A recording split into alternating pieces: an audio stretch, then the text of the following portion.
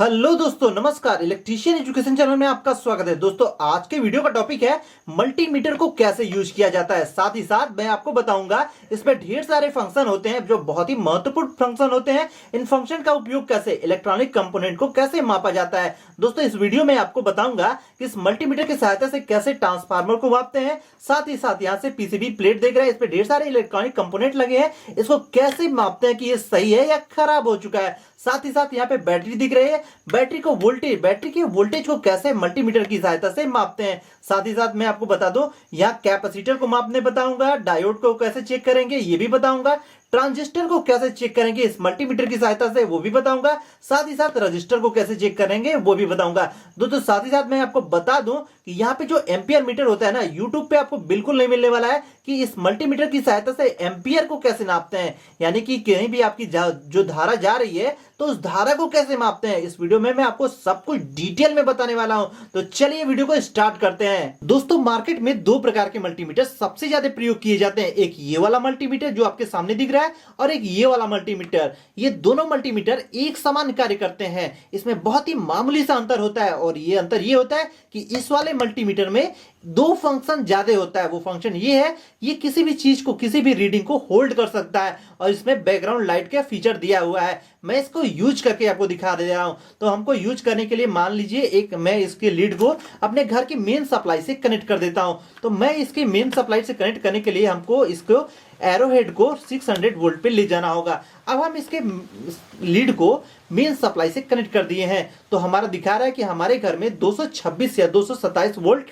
आ रहा है। इस रीडिंग को हमको होल्ड करके कुछ समय के लिए रखना है तो इसके होल्ड की पे प्रेस कर देंगे। अब यहाँ पे आप देख सकते हैं कि मैंने इसके लीड को बाहर निकाल दिया है। इसके बावजूद ये रीडिंग आपका शो कर रहा है, ये होल्ड हो गया है। दोस्तों, ये वाला जो बैकग्राउंड लाइट का की है, इसका यूज हम तब करते हैं जैसे कि ये हम अंधेरे में मल्टीमीटर का यूज कर रहे हैं तो ये अंधेरे में नहीं दिख रहा है। जैसे कि ये वाले हम मल्टीमीटर का यूज करेंगे अंधेरे में तो हमको लाइट जला के देखना पड़ेगा कि क्या रीडिंग दिख रही है। लेकिन इस वाले मल्टीमीटर में ये फीचर दिया गया है कि बैकग्राउंड लाइट का है। तो जैसे मैं बैकग्राउंड पे लाइट पे क्लिक करता हूं, ये उजाला हो जाता है। यहाँ पे आप देख रहे हैं कि बैकग्राउंड में इसके लाइट जल रहा है जो कि हमको अंधेरे में भी शो करता है। इसके अलावा कोई विशेष प्रकार का अंतर इन दोनों में नहीं होता है। इसका दाम थोड़ा कम है, ये 150 के रेंज में आता है और ये 350 के रेंज में आता है। इसके बाद हम इसके फंक्शन के बारे में आपको बता दें। दोस्तों, अब हम मल्टीमीटर के दिए हुए सभी फंक्शन को बारी बारी से समझ लेते हैं। तो यहाँ पे आप देख सकते हैं इस मल्टीमीटर में 3 ठे होल दिख रहे हैं, 1 होल, 2 होल, 3 होल।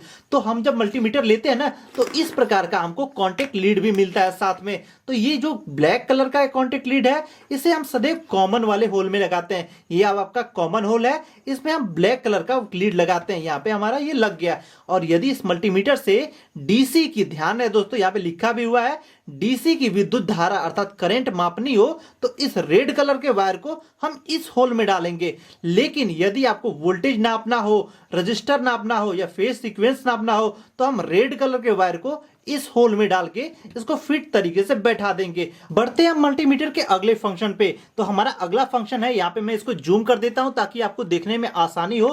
तो यहाँ पे आप देख सकते हैं, यहाँ पे व्हाइट कलर की पट्टी दी हुई है। तो व्हाइट कलर के पट्टी पे जितने भी दिए गए हैं ना, ये वाला, इधर वाला, तो ये वोल्ट को प्रदर्शित करते हैं। यहाँ पे लिखा भी हुआ है वोल्ट। तो ये हमारा, यहाँ पे आप सिंबल देख सकते हैं, एसी का वोल्ट है। यानी कि जो एसी के वोल्टेज होते हैं ना, तो यहाँ पे 2 पॉइंट दिया गया है, एक 600 वोल्ट और एक 200 वोल्ट। तो ये हमारा पॉइंटर जो हमारा एरो हेड है इसको यहाँ पे लाते हैं तब जब हमारा एसी का वोल्टेज 200 या 200 से नीचे के वोल्टेज हो तो हम इस पे लाते हैं। और जो हमारा 200 से ऊपर होता है 600 तक तो हम इस पॉइंटर को यहाँ पे लाते हैं। तो हमारी जो घरों में सप्लाई आती है ना, यदि हमको उसको मापना हो कि हमारे घर में कितने वोल्टेज की सप्लाई आ रही है तो सदैव आपको पता ही होगा कि हमारी जो घरों में सप्लाई आती है वो 220 वोल्ट की है। यानी कि जो भारतीय विद्युत नियम के अनुसार हमारे घरों में सप्लाई आती है सिंगल फेज की, वो 220 वोल्ट की होती है। दोस्तों, ये सवाल आपसे इंटरव्यू में पूछ लिया जाता है तो ध्यान रहे, आप 220 ही बताएंगे। तो यहाँ पे हमको 220 वोल्ट की सप्लाई को नापने के लिए इस पॉइंटर को हमको 600 वोल्ट पे फिक्स करना होगा। और साथ ही साथ ये लीड है, इसको लीड को सप्लाई वोल्ट के अपने घर के सप्लाई वोल्ट से कनेक्ट कर देना होता है। यहाँ पे आपकी सप्लाई आ रही है 220 वोल्ट की तो हमको यहाँ पे कनेक्ट कर देना है। यहाँ भी कनेक्शन ढीला होगा तो ये मान गलत बताएगा, तो सही तरीके से अपने लीड को कनेक्ट करें। तो यहाँ पे आप देख सकते हैं 226 वोल्ट की सप्लाई आपको प्रदर्शित कर रही है मल्टीमीटर में। तो ये हमारी आपको दिखा देते लेते हैं, इसको जला के इसका बैकग्राउंड लाइट जला के दिखा देते हैं। आप देख सकते हैं जो हमारे घर में सप्लाई आ रही है ना, वो 226 की वोल्ट की सप्लाई आती है, जो कि हमारा मानक कितना है 220 वोल्ट। तो वोल्टेज फ्लक्चुएट होता रहता है लोड के अनुसार। तो यहाँ पे आप देख लीजिए, यदि आपका वोल्टेज जो ये 220 दिखा रहा है ना, यदि 200 वोल्ट से कम का होता तो ये वाला पॉइंट हमको यहाँ पे करना होता है, लेकिन हमारी जो घर की सप्लाई होती है 220 होती है, इसलिए हम इस पॉइंट को 600 वोल्ट पे की करके नापते हैं। दोस्तों हमारे जो इंडस्ट्रियल क्षेत्र में यूज होता है ना, वो 3 फेज की सप्लाई दी जाती है, और 3 फेज की सप्लाई में नियम के अनुसार 415 वोल्ट आता है। तो यदि आपको 3 फेज की सप्लाई भी नापनी होगी ना, तो ये हमारा पॉइंटर 600 वोल्ट पे ही रहेगा। अब हम बढ़ते हैं अगले क्रम पे। तो हमारा अगला क्रम इधर वाली पट्टी रहेगी, जहां पे आप देख सकते हैं ये व्हाइट कलर की पट्टी, ये व्हाइट कलर की पट्टी आपको प्रदर्शित कर रहा है डीसी वोल्टेज। इधर वाला था एसी वोल्टेज, इधर वाला है डीसी वोल्टेज। तो डीसी वोल्टेज में आप 200 मिली वोल्ट से लेके 600 वोल्ट तक आप मेजर कर सकते हैं, इससे नाप सकते हैं। तो डीसी वोल्ट में हमारे सामान्यतः जो बैटरी होती है ना, उसको नापने के लिए कि बैटरी के वोल्टेज कितने होते हैं, तो उसको नापने के लिए हमको इस पे क्लिक करना होता है। तो यदि आपकी बैटरी, आपको सामान्यतः पता ही होगी कि बैटरी 9 वोल्ट की होती है, जैसे कि ये वाली बैटरी हमारी 9 वोल्ट की है। एक बैटरी होती है 12 वोल्ट की, हमारी इन्वर्टर बैटरी भी 12 वोल्ट की ही होती है। इससे ज्यादा की बैटरी होती है 48 वोल्ट की, उससे ज्यादा की बैटरी नहीं होती है, उसको सीरीज में करके बैटरी को ज्यादा वोल्ट की बनाई जाती है, जो कि मैं आने वाली वीडियो में आपको बताने ही वाला हूं। तो दोस्तों यहाँ पे यदि आपको बैटरी को नापना हो ना, यदि ये आपकी नॉर्मल बैटरी हो, ये ड्राई बैटरी है, यहाँ पे आप देख सकते हैं, यदि ड्राई बैटरी के वोल्टेज को नापना हो या फिर आपके इन्वर्टर बैटरी को नापना हो, तो आप सदैव 12 वोल्ट की होती है, आपको पता ही है। तो आप इस पॉइंटर को 20 वोल्ट पे, यहाँ पे 20 वोल्ट लिखा होगा, इस 20 वोल्ट पे आपको पॉइंटर को ले जाना होता है। तो चलिए हम आपको एक बैटरी को नाप के दिखा देते हैं। तो यहाँ पर हम इस मल्टीमीटर से इस बैटरी को चेक करने बताएंगे। तो ये बैटरी है, जो हमको पता है कि ये 12 वोल्ट की बैटरी है। तो इस 12 वोल्ट की बैटरी को हम इस मल्टीमीटर से कैसे चेक करेंगे, तो मैंने आपको सारे फंक्शन बता ही दिए हैं पहले। तो इस फंक्शन पे हम इसमें यहाँ पे डीसी वोल्ट चेक करने के लिए दिया गया है। तो हम यहाँ पे 600 वोल्ट देख रहे हैं, 600 वोल्ट डीसी है। तो आपको पता ही होगा कि ये 12 वोल्ट की है। तो हम यहाँ पे 20 वोल्ट पे क्लिक कर देंगे, यहाँ पे जो इसका एरो है 20 वोल्ट पे सेट कर देंगे। और यहाँ पे ये जो दोनों टर्मिनल हैं, इसके पॉजिटिव टर्मिनल से पॉजिटिव वाले को और नेगेटिव टर्मिनल से इस काले लीड को कनेक्ट करेंगे। यहाँ पे मैं इस कनेक्ट कर देता हूँ। तो यहाँ पे आप देख सकते हैं, यहाँ पे जो आपका वोल्टेज शो करने लगेगा, यहाँ पे हमारा वोल्टेज शो करने लगेगा। यहाँ पे 13.37 वोल्ट 37 वोल्ट दिखा रहा है, 13.37 वोल्ट दिखा रहा है, जो कि हमारे बैटरी के दोनों टर्मिनल का इस समय वोल्टेज शो कर रहा है। तो ये बैटरी पूरी तरीके से फुल चार्ज हो गई है, इसलिए यहाँ पे 13.37 वोल्ट दिखा रहा है। इस प्रकार हम इस बड़ी बैटरी को चेक करिए। अब यहाँ पे यदि आपकी बैटरी खराब होती है ना, जैसे ये आपकी बैटरी खराब हो चुकी है, डेड हो चुकी है, तो हमको चेक करना होगा कि ये बैटरी खराब हो गई है या नहीं खराब हुई है। तो आपको सबसे पहले मैं आपको बता दूं, यदि ये बैटरी खराब हो जाती है ना, तो जो 12 वोल्ट की सप्लाई की बैटरी होती है, वो 12 वोल्ट उसका दिखाता ही नहीं है, वो बिल्कुल 0 वोल्ट दिखाने लगता है। तो यहाँ पे मैं आपको चेक करके दिखा देता हूँ कि ये हमारी खराब बैटरी को चेक करने पर क्या रिजल्ट मिलता है। तो ये हमारी खराब बैटरी है, तो हमको ध्यान देना होता है कि ये पॉजिटिव वाला सिरा पॉजिटिव वाले से कनेक्ट करना है, और निगेटिव यानी काले वाले सिरा निगेटिव से कनेक्ट कर देना है। तो यहाँ पे आप इसके मान को देख सकते हैं। यहाँ पे मैं इसको जूम कर देता हूँ, यहाँ पे 10.40 वोल्ट दिख रहा है, यानी कि ये 12 वोल्ट की बैटरी है, लेकिन 10.40 वोल्ट दिख रहा है, यानी कि ये बैटरी खराब हो चुकी है। हम बढ़ते हैं अगले क्रम पे। ये हमारी 9 वोल्ट की बैटरी है, आपको पता ही है। तो हमारे ये पॉइंटर है ना, 9 वोल्ट के लिए भी आपको नापना होगा, तो आप 20 वोल्ट पे ही क्लिक करके नापेंगे। तो यहाँ पे जैसे कि आप देख रहे हैं कि यहाँ पे 20 वोल्ट से यदि कम का है तो 2 वोल्ट का पॉइंटर है, यानी 2 वोल्ट से कम की बैटरी को नापनी होगी, तो यहाँ पे हम 2 वोल्ट पे क्लिक करेंगे। लेकिन ये वाली बैटरी हमारी 9 वोल्ट की होती है, तो हम 20 वाले पे करके ही नापते हैं। तो ये 20 वाले पे करके हमको नापना होता है। ध्यान रहे, इसमें ये वाला पॉजिटिव सिरा है, ये वाला निगेटिव सिरा है, तो हम पॉजिटिव वाले से पॉजिटिव को, निगेटिव वाले से निगेटिव को नापते हैं। तो यहाँ पे आप देख सकते हैं 9.43 वोल्ट की ये बैटरी है। दोस्तों कभी कभी क्या होता है कि हम गलती से गलत वायर लगा देते हैं, तो इससे हमारा मल्टीमीटर ये वाला खराब नहीं होगा। तो इसमें क्या होगा कि माइनस में हमारा बताने लगेगा, यानी ये आपका पॉजिटिव है, ये हमारा निगेटिव है। लेकिन यहाँ पे हम पॉजिटिव वाले को निगेटिव से, निगेटिव वाले को पॉजिटिव से लगाते हैं, तो हमारा जो मान दिखाएगा ना, आप देख सकते हैं माइनस में दिखा रहा है। मैं इसको बैकग्राउंड लाइट जला के भी दिखा दे रहा हूँ, यहाँ पे आपका माइनस में दिखा रहा है। तो बढ़ते हैं हम अगले क्रम पे। हमारा अगला फंक्शन है, हम इस मल्टीमीटर की सहायता से विद्युत धारा अर्थात करंट को मापेंगे। आप जो हरे कलर में देख रहे हैं ना, ये वाला पॉइंट, इस वाले पॉइंट से हम विद्युत धारा अर्थात करंट को एम्पियर में मापते हैं। इस मल्टीमीटर से सबसे ज्यादा 10 एम्पियर तक की विद्युत धारा अर्थात करंट को मापा जा सकता है। यहाँ पे आप देख सकते हैं 10 एम्पियर लिखा हुआ है, 10 एम्पियर। यदि 10 एम्पियर तक की विद्युत धारा को मापनी हो तो हम यहाँ पे 10 एम्पियर पे क्लिक पॉइंटर को ले जाके 10 एम्पियर पे करेंगे, या उससे यदि कम की विद्युत धारा हो तो यहाँ पे आप देख सकते हैं 200 milli ampere, 20 milli ampere, 2 milli ampere और 200 माइक्रो एम्पियर। यहाँ पे माइक्रो एम्पियर का सिंबल भी दिया हुआ है। दोस्तों यहाँ पे मैं आपको बता दूं, हम केवल इस मल्टीमीटर से डीसी के विद्युत धारा अर्थात करंट को माप सकते हैं। हम यहाँ पे एसी के विद्युत धारा अर्थात करंट को नहीं माप सकते हैं। हम यदि इसको एसी में कनेक्ट करेंगे तो ये मल्टीमीटर जल जाएगा। एसी के विद्युत धारा को अर्थात करंट को मापने के लिए क्लैंप मीटर का यूज किया जाता है। क्लैंप मीटर आप डिस्प्ले पे देख रहे हैं, कुछ इस प्रकार का होता है। आने वाली वीडियोस में हम क्लैंप मीटर के बारे में एक अलग से वीडियो बना देंगे। यहाँ पे आप देख सकते हैं मल्टीमीटर को यदि एम्पियर को मापना हो, विद्युत धारा को मापना हो, तो सबसे पहला जो हमारा काम होता है कि हम इस पॉइंट को निकाल के, इस लीड को निकाल के हम यहाँ दूसरे वाले लीड में कनेक्ट करते हैं। यहाँ पे आप देख सकते हैं लिखा भी हुआ है 10 एम्पियर डीसी, केवल डीसी को मापता है और मैक्सिमम 10 एम्पियर को मापता है, और ये हमारा ये पॉइंट इसमें कनेक्ट हो जाएगा। इसके बाद आपको बता दें हम कि विद्युत धारा अर्थात करंट को मापने के लिए हम लोड को सीरीज क्रम में जोड़ते हैं। तो ये हम लोड के रूप में एक डीसी मोटर का इस्तेमाल करेंगे। आप यहाँ पे डीसी लैंप का भी इस्तेमाल कर सकते हैं। हम इसे सीरीज क्रम में जोड़ देंगे। तो सीरीज क्रम में जोड़ने के लिए जो कि मल्टीमीटर इस लोड के साथ, इस मोटर के साथ सीरीज में क्रम में दिखाया गया है, इसी प्रकार से हम इस मोटर को इस मीटर के साथ सीरीज क्रम में जोड़ देंगे। अब यहाँ पे हमारा मल्टीमीटर से ये मोटर सीरीज क्रम में जुड़ चुका है। अब यहाँ पे हम इसको टेस्ट कर लेते हैं। यहाँ पे हमको पता नहीं होगा ये लोड है कितने एम्पियर विद्युत धारा लेगा, तो हम इसे सबसे पहले उच्च मान यानी कि यहाँ पे 10 एम्पियर पे क्लिक करके इसको लोड को नापेंगे और यदि हमारा उस हिसाब से मेजर करेंगे। तो यहाँ पे हम देख सकते हैं ये हमने इसको स्टार्ट किया, यहाँ पे आप देख सकते हैं 0.03 एम्पियर दर्शा रहा है, यानी कि ये 10 एम्पियर से बहुत ही कम की रीडिंग है। तो हम यहाँ पे इस पॉइंटर को कम करते जाएंगे जिससे हमारे जो मान आते हैं वो सटीक और शुद्ध तरीके से प्राप्त हों।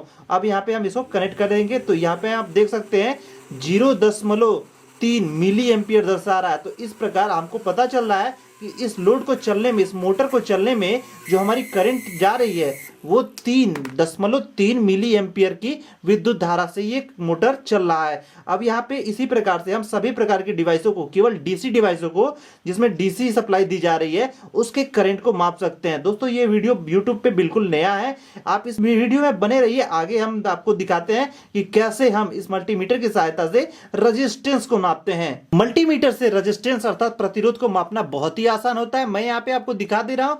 ये वाला जो पॉइंट देख रहे हैं, जो हरे कलर में आपको दिख रहा है, इस पॉइंट पे हम क्लिक करके, ये वाला पॉइंट हम यहाँ पे हरे कलर पे करके रेजिस्टेंस अर्थात प्रतिरोध को माप सकते हैं। यहाँ इस मल्टीमीटर से मैक्सिमम 2 मेगा ओम के रेजिस्टेंस को मापा जा सकता है। 2 मेगा ओम के रेजिस्टेंस को मापने के लिए इस पॉइंटर को हमको यहाँ पे क्लिक करना होता है। आप यहाँ पे देख सकते हैं, यहाँ पे लिखा भी हुआ है 2 मेगा ओम, 2 एम अर्थात 2 मेगा ओम का रेजिस्टेंस नापने के लिए हमको यहाँ पे करना होता है। यहाँ पे आप देख सकते हैं 200 किलो ओम यहाँ पे लिखा हुआ है, 20 किलो ओम, यहाँ पे 2 किलो ओम और यहाँ पे 200 ओम। तो दोस्तों जब मैं आपको बता दूं, जो हमारा प्रतिरोध होता है ना, उसको सबसे कम वैल्यू पे करके यानी 200 ओम पे करके उसको मापा जाता है। यदि आपका प्रतिरोध 200 से कम होता है तो यहाँ पे आपको प्रदर्शित हो जाएगा कि उसका मान कितना है, वो कितने ओम का है। यदि 200 से ऊपर है तो उसका मान बिल्कुल यहाँ पे एक ही दर्शाएगा। तो हमको इसको बढ़ाना पड़ेगा अगले पॉइंट के पे। यदि अगले पॉइंट पे भी यदि इसका मान प्रदर्शित नहीं करेगा तो धीरे धीरे हम इसको बढ़ाते जाएंगे। तो चलिए एक प्रतिरोध को मैं माप के दिखा देता हूँ। यहाँ पे मेरे हाथ में आप देख सकते हैं कुछ प्रतिरोध मैंने लिए हुए हैं, रेजिस्टेंस लिए हुए हैं। तो इसमें से आप इसका प्रतिरोध मापने के लिए मल्टीमीटर के अलावा कलर कोड पे भी देख सकते हैं। कलर कोड के अनुसार भी देख सकते हैं कि वो प्रतिरोध कितने मान का है, जिसपे मैं अलग से एक वीडियो बना दूंगा। आप यहाँ पे फिलहाल में मल्टीमीटर की सहायता से देख लीजिए कि इसको कैसे मापते हैं। तो इसको मापने के लिए एक पॉइंट को हमको यहाँ पे क्लिक करना होता है, पकड़ना होता है, और दूसरे को इस पॉइंट पे क्लिक करके मजबूती से पकड़ना होता है। कनेक्शन ढीला होगा यानी इसकी मजबूती कम रहेगी तो मान का सटीकता नहीं मिलेगा। तो यहाँ पे आप देख सकते हैं इसके वैल्यू अभी एक ही प्रदर्शित कर रहा है, यानी कि ये 200 ओम से अधिक का रेजिस्टेंस है। तो हमको एक पॉइंट बढ़ाना पड़ेगा। यहाँ पे मैंने 2 किलो ओम पे बढ़ा दिया है। तो यहाँ पे देख रहे हैं ये 2 किलो ओम से अधिक का रेजिस्टेंस है, तो हमको इस मान पे बढ़ा के 20 किलो ओम पे करना होगा।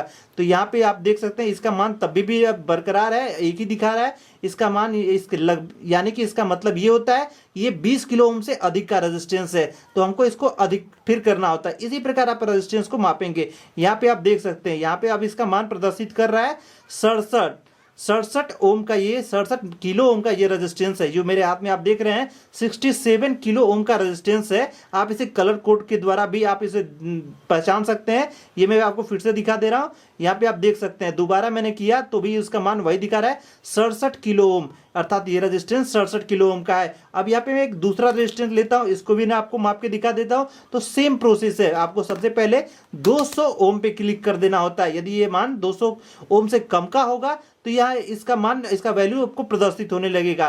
तो यहाँ पे आप देख सकते हैं ये 200 से कम का रेजिस्टेंस है, इसलिए हमारा जो पॉइंट पर देख रहे हैं यहाँ पे डिस्प्ले पे 46.6 ओम का है। ये किलो ओम में नहीं है, यहाँ पे मैंने देखा है, पहले ही बताया, ये 2 किलो ओम यहाँ से इस पॉइंट से स्टार्ट होता है। ये 200 ओम या 200 ओम से कम के लिए यहाँ पे आपका पॉइंटर होना चाहिए। तो ये जो हमारा ये जो रेजिस्टेंस है वो केवल 46 अर्थात 46.6 ओम का रेजिस्टेंस है। ये बहुत ही कम मान का रेजिस्टेंस है। अब यहाँ हम मल्टीमीटर की सहायता से डायोड को मापते हैं। दोस्तों आप जो मेरे हाथ में देख रहे हैं वो डायोड है, और इस डायोड को हम मल्टीमीटर की सहायता से चेक करेंगे कि ये सही है या खराब हो चुका है। इस डायोड में 2 टर्मिनल होते हैं, एक ये वाला टर्मिनल और एक ये वाला टर्मिनल। इन दोनों टर्मिनलों में ये जो पेंटिंग की गई है, सिल्वर कलर से इसमें पेंटिंग की गई है, ये कैथोड होता है और ये वाला सिरा हमारा एनोड होता है। तो जो मल्टीमीटर से काला वाला वायर होता है ना, मल्टीमीटर का काला वायर, तो हम इस कैथोड वाले, इस पेंटिंग वाले हिस्से पे क्लिक करेंगे, इसको कनेक्ट कर देंगे, और जो लाल वाला सिरा है उसे इस पे कनेक्ट कर देंगे।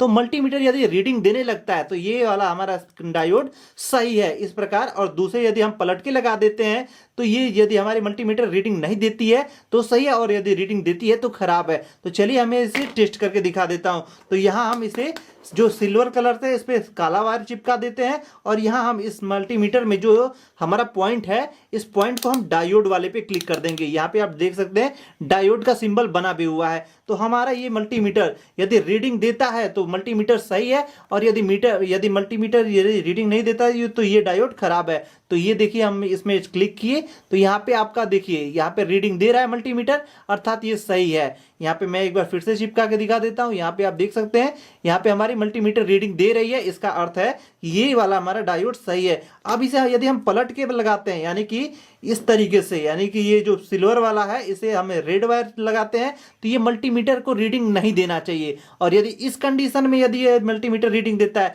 तो हमारा डायोड खराब है, और यदि मल्टीमीटर रीडिंग नहीं देता है तो हमारा सही है। एक तरफ से देना चाहिए, एक तरफ से नहीं देना चाहिए, तभी हमारा डायोड सही होगा। यहाँ पे आप देख सकते हैं मल्टीमीटर कोई रीडिंग नहीं दे रहा है, लेकिन यदि हम इसे पलट के लगाते हैं तो ये मल्टीमीटर रीडिंग देने लगता है। इससे ये सिद्ध होता है कि ये हमारा डायोड सही है। कोई भी आप डायोड इसी प्रकार से चेक कर सकते हैं। अब बारी आती है हम इस मल्टीमीटर की सहायता से ट्रांजिस्टर को कैसे चेक करेंगे।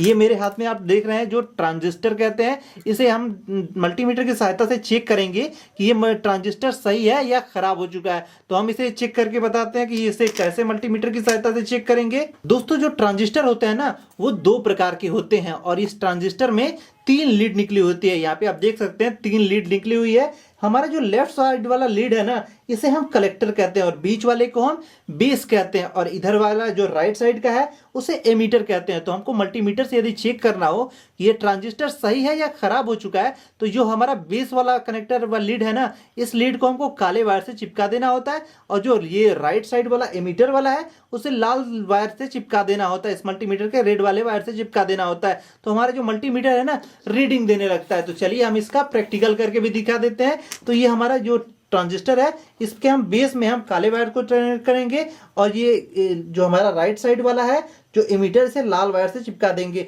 तो यहाँ पे आप देखेंगे हमारा मल्टीमीटर रीडिंग देने लगता है। यहाँ पे आप मल्टीमीटर में रीडिंग शो कर रहा है, इससे पता चलता है कि हमारा ट्रांजिस्टर सही है। और यदि हम इसे लेफ्ट साइड वाले अर्थात कलेक्टर से चिपकाएंगे तो ये मल्टीमीटर रीडिंग नहीं देगा। यहाँ पे आप देख सकते हैं, एक बार मैं इसको ट्राई करके भी दिखा देता हूँ। यहाँ पे हमारी मल्टीमीटर रीडिंग नहीं देगी। यहाँ पे देखिए आप हमारी मल्टीमीटर रीडिंग नहीं दे रही है, इससे हमारा पता चलता है कि हमारा ट्रांजिस्टर सही है। ये केवल तभी रीडिंग देगी जब हम इसे बेस से और एमीटर से कनेक्ट करेंगे। यहाँ पे मैं एक बार दोबारा करके दिखा देता हूँ। यहाँ पे आप देख सकते हैं ये हमारा बेस से काले वायर को कनेक्ट किया है और एमीटर वाले यानी राइट साइड वाले लीड से इस लाल वायर को कनेक्ट किया है। तो हमारा मल्टीमीटर आपका रीडिंग शो कर रहा है, इससे पता चलता है कि ये वाला ट्रांजिस्टर सही है। इस प्रकार हम ट्रांजिस्टर को चेक करते हैं। अब दोस्तों बारी आती है ट्रांसफार्मर की। ये जो आप देख रहे हैं ये ट्रांसफार्मर है। हम इस मल्टीमीटर से ट्रांसफार्मर में 3 प्रकार की टेस्टिंग करेंगे। सबसे पहले हम ज्ञात करेंगे कि इसकी वाइंडिंग सही है या नहीं। दोस्तों ट्रांसफार्मर में ना 2 प्रकार की वाइंडिंग होती है, एक प्राइमरी वाइंडिंग और एक सेकेंडरी वाइंडिंग। सबसे पहले हम चेक करेंगे कि ये जो वाइंडिंग है ये अंदर से कहीं टूटा फूटा या जला तो नहीं है। इसके लिए हम इसके टर्मिनल अर्थात कंटिन्यूटी को चेक करेंगे। यह हमारा ये पॉइंट जो कंटिन्यूटी पे ही रहेगा फिक्स, और हम इसके दोनों वायर को आप चेक कर लेंगे कि ये दोनों वायर को कनेक्ट करेंगे और इसकी कंटिन्यूटी चेक करेंगे ये सही है या नहीं। तो यहाँ पे मैं आपको चेक करके दिखा दे रहा हूँ। तो यहाँ पे आपका जो मल्टीमीटर है ना कोई भी मान प्रदर्शित करता है तो इससे हमारा पता चलता है कि इसका जो वाइंडिंग है ना प्राइमरी या सेकेंडरी जो भी मैंने इसे अभी लिया है तो वो इसकी वाइंडिंग अंदर से सही है। यदि इसकी वाइंडिंग अंदर से शॉर्ट सर्किट या जली हुई होती ना तो इस पर कोई मान प्रदर्शित नहीं करता। अब यहाँ पे आपको दूसरी वाइंडिंग भी चेक करके दिखा देता हूँ, सेम वैसे ही है। तो इसका भी कंटिन्यूटी हम चेक करेंगे तो इसी प्रकार करेंगे। यहाँ पे आपका शो कर रहा है यानी कोई मान शो करे या फिर ये बीप की आवाज दे तो इससे हमारा पता चलता है कि जो हमारा ट्रांसफार्मर है ना इसकी अंदर की वाइंडिंग सुरक्षित है।